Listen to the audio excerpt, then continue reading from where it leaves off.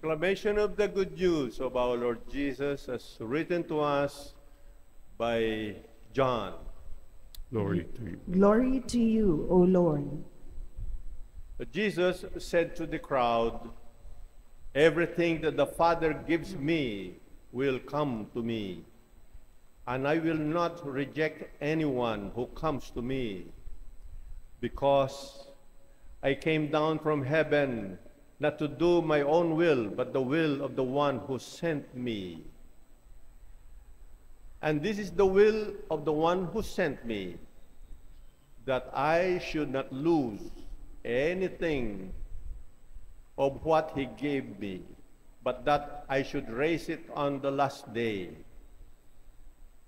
For this is the will of my Father, that everyone who sees the Son and believes in him may have eternal life, and I will raise him on the last day." The good news of our salvation. Praise to you, Praise to you, Lord Lord Jesus Jesus Christ.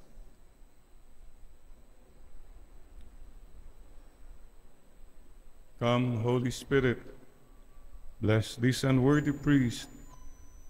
And dear Lord, O Holy Spirit, speak to the hearts. Speak to the hearts of all who listen to you. Come, Holy Spirit, come. Sisters and brothers, undas. Knock, knock. Undas. Undas the way, aha, aha, I like it. Yun. Undas the way. Only to remind us that undas need not be a very sorrowful time. In fact, it's a very joyful time because of two things. Number one, yesterday we celebrated All Saints' Day. We are reminded today that all of us are good, basically good. Kahit sino pong taong napakasama, there's always a goodness in that person. We are reminded too that we are all can become saints. We are all potential saints. Tignan mo yung katabi mo, malay mo maging santo yan, santa yan. Humingi ka na nga ng relic niya. Paala-ala lang po, in this world where everything parang evil and, oh no, we are reminded again of the basic goodness of everyone. Today, we pray to God, Lord, I am not good. I am not that good. But Lord, I know I am not that bad either. Please have this mindset of people. Kasi isipin mo, everything is wrong, everything is bad. No. I'm reminded, my sister Bing once shared with me, there's a tribe in Africa that when somebody made a mistake in the village, what do? They put that man in the center, and they gather around that man, and one by one, they start telling something good about him. They make him remember of his goodness, original goodness. Maybe somebody would say, oh, naalala ko nung bata ka, magalang ka noon. Somebody would say, naalala ko nung nagkita tayo minsan, you helped me. I believe in my heart that this feast of All Saints' Day, although we don't become big-time saints, no, but at least we affirm the goodness of everyone. Please tell the person beside you, you're good. Maybe not that good, but you're not that bad either. So that's good news. Second, all souls. Undas. Sino dito mga dumalaw sa cemetery Taas po nga ng kamay. Yung mga hindi dumalaw, kayo raw ang dadalawin. What do we say here? We are in communion with them. Whether you go, you do not go, you can always pray and you know that we are in communication. We are connected, mga kapatid. And please remember this. Kapatid, you and I have a soul. Body and soul. Mga iba po yata nakalimutan nila yung soul. They're also focused about their lives, their wealth, their enjoyment. Pakisabi mo lang sa katabi mo, take care of your soul. Yes. Amen. And we are reminded again that we live on immortality. I believe in that. Today we say to the Lord what we always say in the Creed. I believe in the resurrection of the dead and the life of the world to come. Amen. Amen. Ano pong paalaala ng undas? Simple lang po. Lahat tayo matotodas. We all will die, sooner or later. Kahit anong gawin mo to hold on to dear life, we all will die. And we carry nothing with us when we leave this world, except the love we have shared and the faith we have saved. Loud and clear po yan sa ating lahat. Remember, you are dust. To dust you will return. Speaking of body and soul, alam po nyo may mga ibang santo,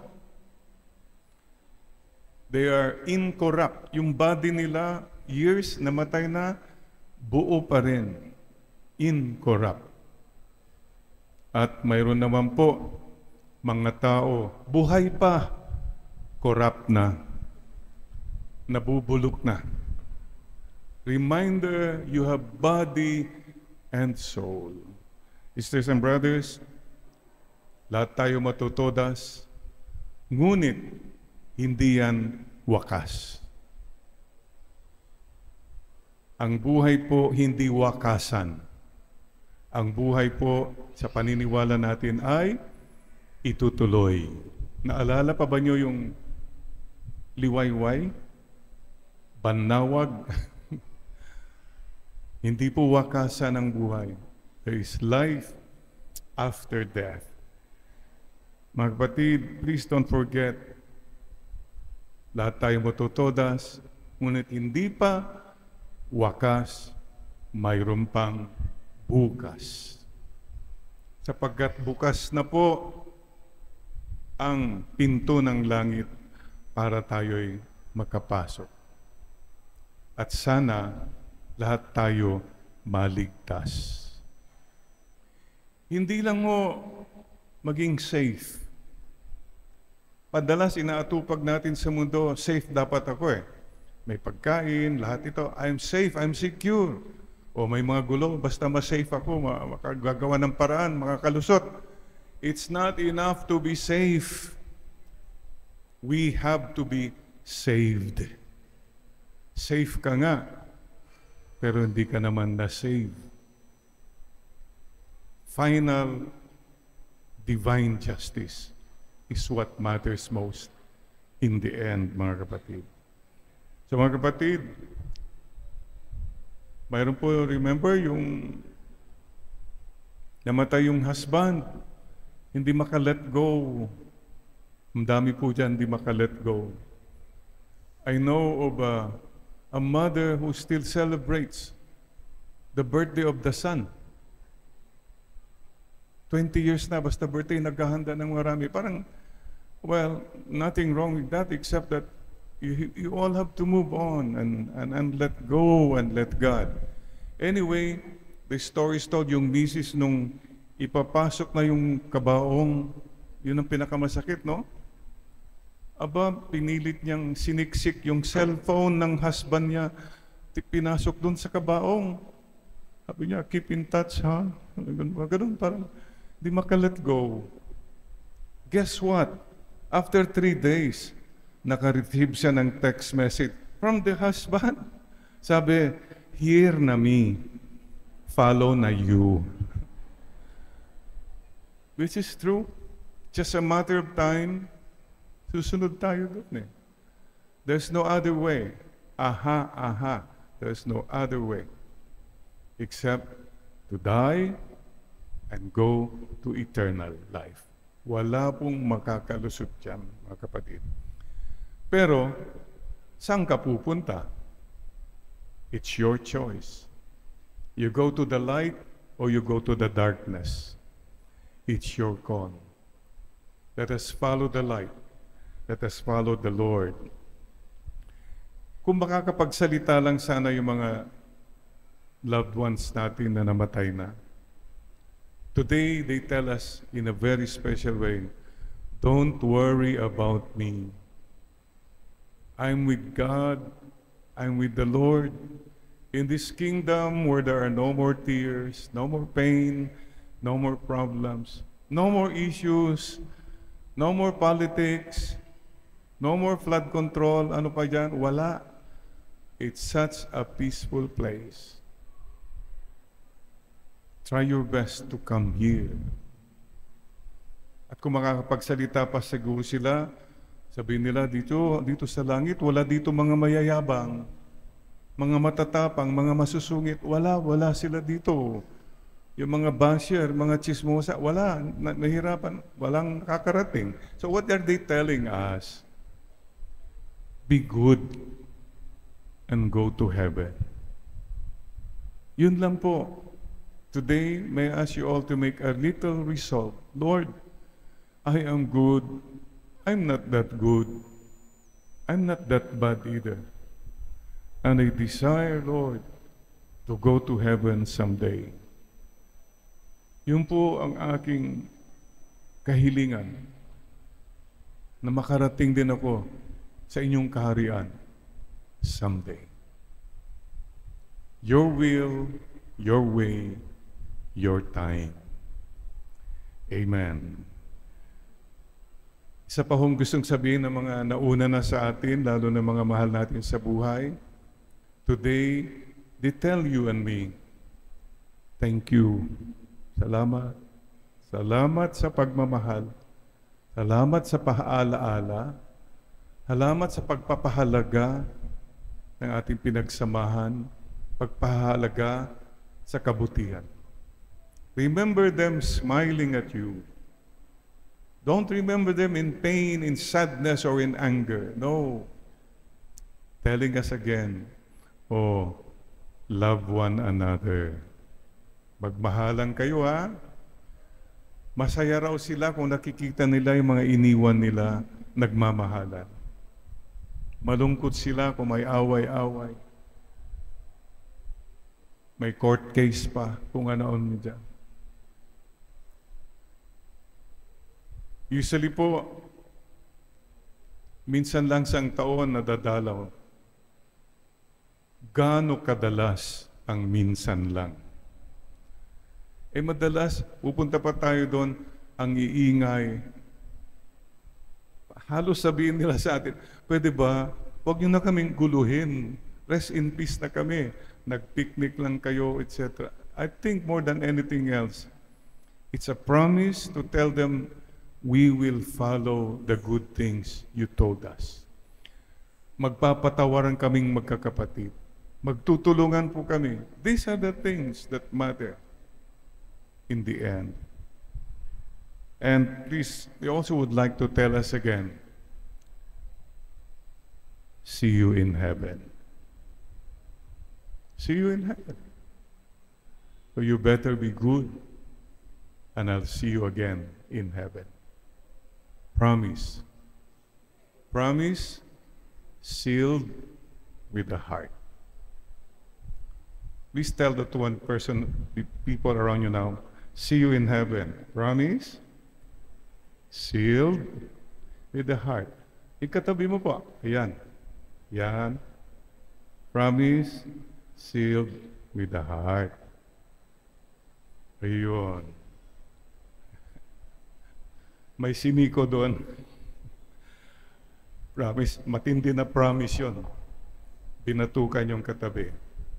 Anyway, mga kapatid, there is heaven and we'll see each other again. This is our belief. You know, somebody once said, I read somewhere yesterday, bakit yung mga patay ang daming bulaklak? Nung buhay pa, halos wala. And the question is, are these flowers signs of regrets? Na hindi ko na ibigay nung buhay ka pa, sige, ilalampsam ko na lang ngayon at nawala ka na. Mas maganda ho yata yung patak-patak na binibigyan ang mahal mo sa buhay. Oh, one more time. Yung katabi mo, buhay pa yan. Paki-appreciate mo na siya ngayon. Salamat, buhay ka pa. Salamat, magkasama tayo. Salamat. Thank you. 3 most important words, mga kapatid. Thank you. I'm sorry. I love you. Now na, tell the person beside you. Thank you. Sorry. I love you. Amen. Amen. So, let me end with a little poem I learned years ago. One Little Rose. And the poem says, I'd rather have one little rose from the garden of a friend than to have the choicest flowers when my life has come to an end. I'd rather hear a pleasant word in kindness said to me than flattery when my heart is still and my life has ceased to be. I'd rather see a loving smile from friends whom I know are true than tears shed around my casket when this world I bid adieu. So bring me all your flowers today, whether pink or white or red. I'd rather have one blossom now than a truckload when I'm dead. One little rose. I invite us all now to bow our heads in prayer. Let's offer our one little rose, our love, our resolve to love pa more.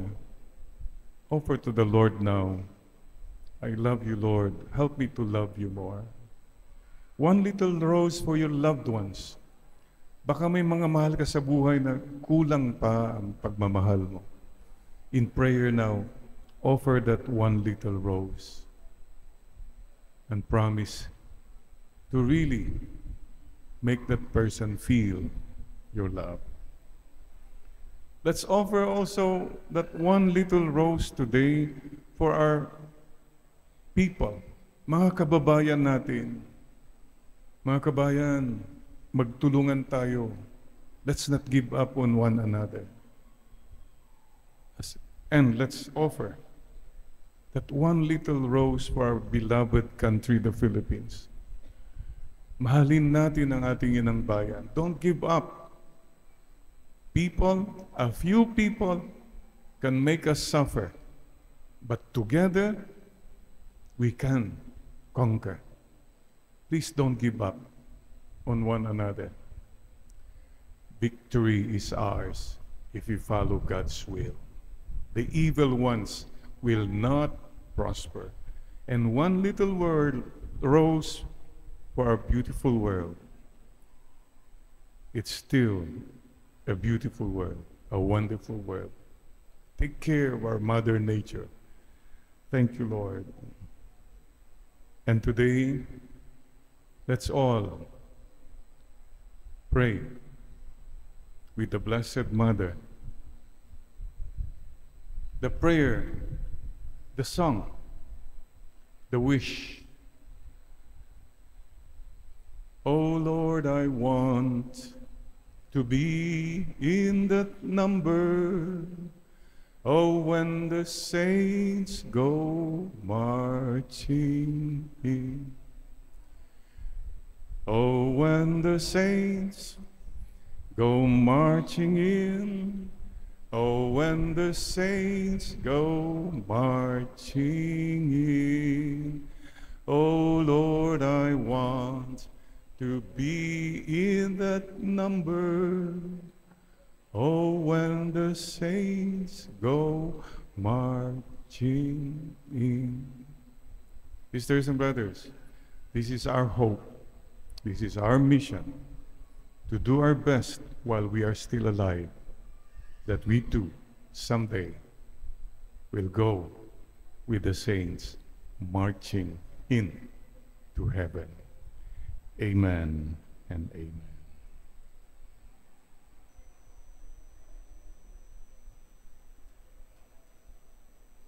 Having said that, siguro rin iparamdam natin ang presensya, pagmamahal natin sa katabi natin. Akbayan mo lang at awitan mo pa rin siya. Kung mawawala ka sa piling ko, sinta.